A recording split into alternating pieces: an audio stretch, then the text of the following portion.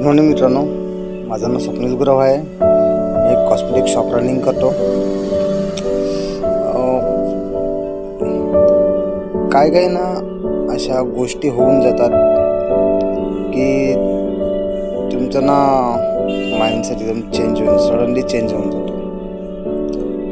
तसंच व्यापार करणे किंवा बिझनेस करणे हे मी जॉब करताना ठरवलंच होतं की मला हे करायचंच आहे. की जॉब सर्टन टाईमपर्यंत ठीक आहे, पण मला परमनंट जॉब हे करायचंच नव्हतं. मला आपल्या स्वतःचा काहीतरी व्यवसाय करायचा होता. त्या दरम्यान असा एक प्रसंग घडला की मी इन्शुरन्स सेक्टरमध्ये जॉब करत होतो. आणि इन्शुरन्स सेक्टरमध्ये मंथ एंड म्हणजे तुम्हाला माहितीच आहे की तुमच्या जरी घरात जरी कोणी आजारी असेल किंवा ॲडमिट असेल हॉस्पिटलमध्ये, तर तुम्हाला मंथ एंडिंगला काम हे करावंच लागतं. मग इवन बॉस बोलेल नाही बाय तू घरी राहून लॅपटॉप घेऊन काम करते, तर मला काम करावंच लागतं. असंच एक इन्सिडेंट झाला माझ्या बाबतीमध्ये. म्हणजे मी आणि असं होतं की 31 मार्च होतं. 31 मार्च म्हणजे इयर एंड होतं, मंथ एंड पण नाही, इयर एंड होतं. आणि त्या इयर एंडमध्ये इव्हनिंगला मला एका माझ्या मित्राचा फोन आला की स्वप्नील बोल ना काय तो तर आई ऑफ झाली रे. तर त्याची आई म्हणजे हॉस्पिटलाइज होती 2-3 दिवसापासून. तर त्याने अगोदर मग तसे अपडेट दिलीच होती की हॉस्पिटलाइज आहे करून वगैरे. तर खूप वाईट वाटलं त्या गोष्टीचं. आई शेवटी आई असते, कुणाची असू दे. खूप वाईट वाटलं. मी त्याला फोनवरती बोललो ठीक आहे येतो मी, असं बोललो त्याला.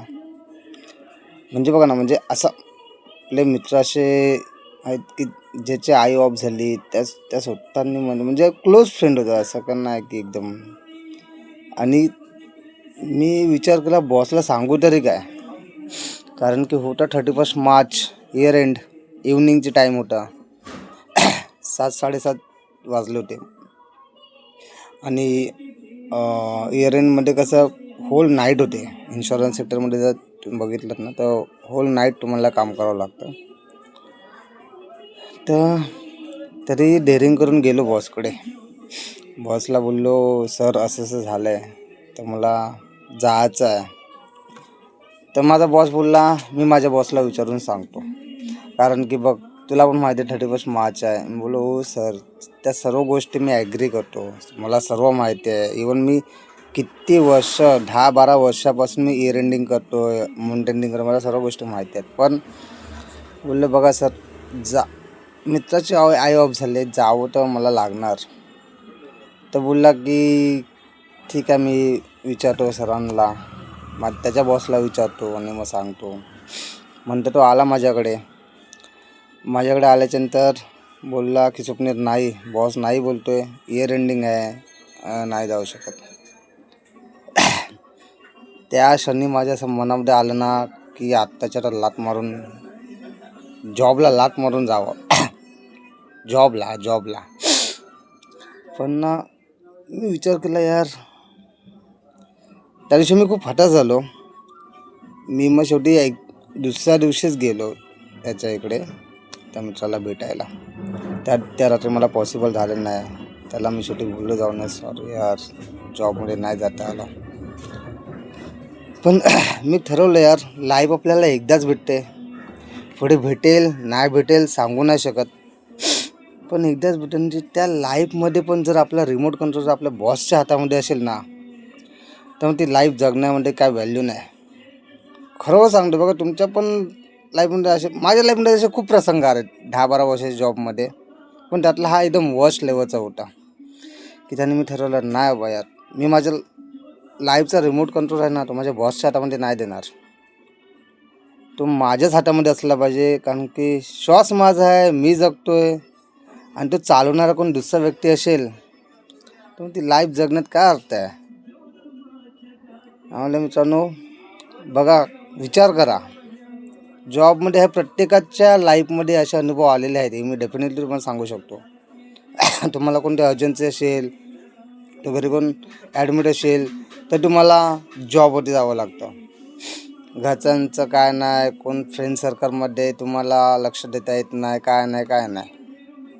त्यामुळे अशी लाईफ काही ठराविक कालापर्यंत जगा, जोपर्यंत तुम्हाला पॉसिबल आहे तोपर्यंत. पण मोस्ट ऑफ ट्राय करा की या लाईफमधून सुटकारा भेटेल. खरोखर जगू नका. काही अर्थ नाही अशा लाईफला. जो रिमोट कंट्रोल तुमच्या बॉसच्या हातामध्ये आहे, 8 ते 10 तासांचा किंवा 12 तासांचा, सोडून द्या अशी लाईफ.